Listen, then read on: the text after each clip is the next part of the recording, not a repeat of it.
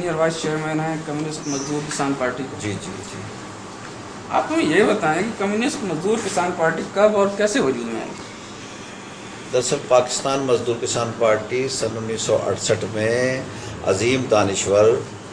Major اسحاق محمد کی قیادت میں مرز وجود میں آئی، اور 1995 میں کمیونسٹ پارٹی آف پاکستان کے ساتھ ادغام کمیونسٹ پارٹی آف پاکستان کے ساتھ مدغم ہو کر کمیونسٹ مزدور کسان پارٹی بنی، جو امام علی نازش اور کامریڈ غلام نبی کلو کی جدوجہد کا نتیجہ تھا، اور 19 ممبران سینٹرل کمیٹی سے رہنمائی لیتے ہوئے میجر اسحاق کی فکر کے مطابق ایک مارکسی لیننی پارٹی تھی اور محنت کشوں میں جدوجہد کر رہی ہے. ٹھیک ہے.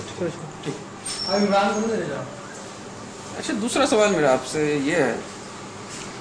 آپ پارٹی میں کب شامل ہوئے؟ میں جیل سے سزا کاٹ کے رہائی کے بعد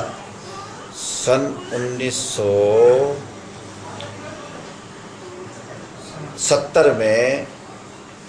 میجر اسحاق محمد کی قیادت میں قائم مزدور کسان پارٹی میں شامل ہوا، اور یہ پارٹی کمیونسٹ مزدور کسان پارٹی کی شکل میں سن 1995 میں بنی، اور اس سے پہلے میں ملتان شہر، ضلع اور پھر صوبائی کمیٹی کا سیکرٹری منتخب ہوتا رہا.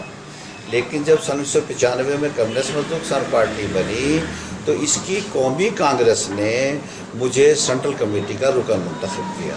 اور میں آج تک کمیونسٹ مزدور کسان پارٹی کی سینٹرل کمیٹی کی حیثیت سے اپنے فرائض ادا کر رہا ہوں. لیکن کامریڈ، اطلاعات تو یہ ہیں کہ کمیونسٹ پارٹی اور مزدور کسان پارٹی علیحدہ علیحدہ امداد قاضی اور سید افضل خاموش کی سربراہی میں موجود ہیں. جی ہاں، دراصل ہوا یہ کہ جب کامریڈ امام علی نازش وفات پا گئے تو کمیونسٹ مزدور کسان پارٹی کے 2 ممبران سینٹرل کمیٹی، امداد قاضی اور چاچا مولا بخش، جن کا تعلق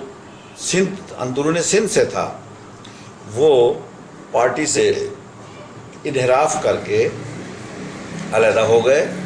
اور انہوں نے کمیونسٹ پارٹی آف پاکستان کے نام سے کام کرنے کا شوق پورا کرنے کے لیے کمیونسٹ پارٹی کے نام سے پارٹی بنا لی.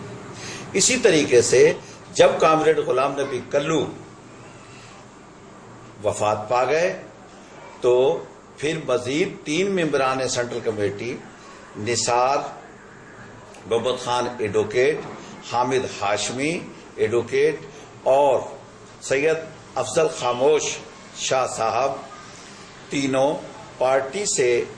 انحراف کر کے پارٹی سے علیحدہ ہو گئے، اور پاکستان مزدور کسان پارٹی کے نام سے ایک تنظیم بنا کر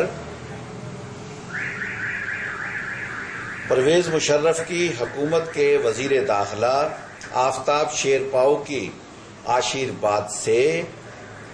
ان کی پاکٹ پارٹی بن گئے، اور پرویز مشرف کی حکومت سے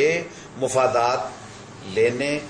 میں مشغول ہو گئے، اور پارٹی کی تمام حکمت عملیاں اور میجر اسحاق کی فکر سے جان چھڑا لی، اور یوں وہ دونوں علیحدہ علیحدہ اپنے اپنی ڈفلیاں بجا رہے ہیں. نظریے کے لیے کوئی کام نہیں کر رہے، نہ محنت کش طبقے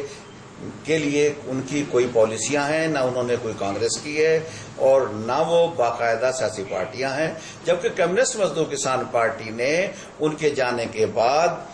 ان کے خلا کو فوراً پر کیا، اور وہ پارٹی حشد نگر میں اور محنت کشوں میں، مزدوروں میں، کسانوں میں باقاعدہ ایک طبقاتی کردار